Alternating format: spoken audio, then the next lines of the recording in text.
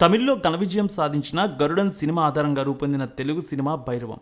Telugu cinema పరిశ్రమకు చెందిన యువ హీరోలు బెల్లంకొండ శ్రీనివాస్, నారా రోహిత్, మనోజ్ మంచు హీరోలుగా, అదితి శంకర్, దివ్యా పిల్లై, ఆనంది హీరోయిన్స్గా, సీనియర్ నటి జయసుధ కీలక పాత్రలో నటించారు.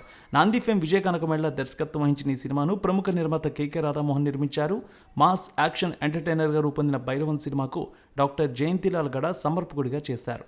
Shri Satyasai arts pen studios బ్యానర్లపై రూపొందిన ఈ సినిమాలో భారీగా తారాగణం, టాప్ టెక్నీషియన్స్ పనిచేశారు.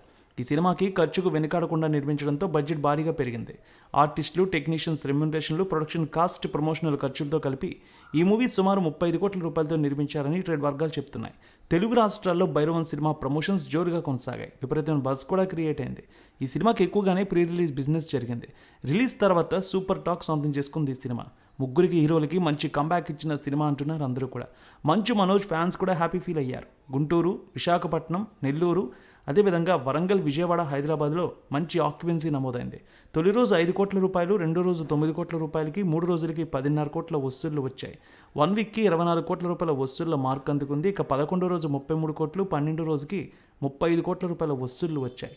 ఓవర్సీస్లో 2.5 కోట్ల పైన వసూళ్లు తీసుకొచ్చింది ఈ సినిమా.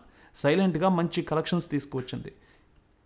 స్టోరీ వైజ్ చూస్తే తూర్పుగోదావరి జిల్లా దేవీపురం గ్రామానికి చెందిన గజపతి, మనోజ్, వరద, నారా రోహిత్, సీను, బెల్లంకొండ సాయి శ్రీనివాస్ ముగ్గురు ప్రాణ స్నేహితులు.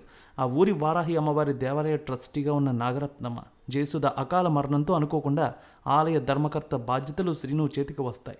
ఆ గుడి ఆస్తులపై మంత్రి వేదురుమల్లి కనుపడుతుంది. ఎలాగైనా గుడి భూమికి సంబంధించిన పలు పత్రాలు దక్కించుకోవాలని కుట్ర పన్నుతాడు.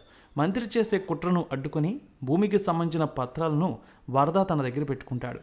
భార్య నీలిమ, ఆనంది ఒత్తిడితో గజపతి ఆ గుడి పత్రాలను మంత్రికి ఇస్తానని ఒప్పుకుంటాడు. ఈ విషయం వరదకు తెలుస్తుంది. ఆ తర్వాత ఏం జరిగింది? గుడి ఆస్తులు కాపాడేందుకు వరద ఏం చేశాడు? గజపతి మాట వింటూనే వరద ఫ్యామిలీని శ్రీను ఎలా రక్షించాడు? గజపతి గురించి శ్రీనుకు తెలిసిన నిజం ఏంటి? మంత్రి చేసిన కుట్ర కారణంగా ముగ్గురు స్నేహితుల మధ్య ఎలాంటి సమస్యలు వచ్చాయి? అమ్మవారి పూనకం వచ్చే శ్రీను న్యాయం కోసం చివరికి ఏం చేశాడని తెలియాలంటే వెండితెరపై సినిమా చూడాల్సిందే.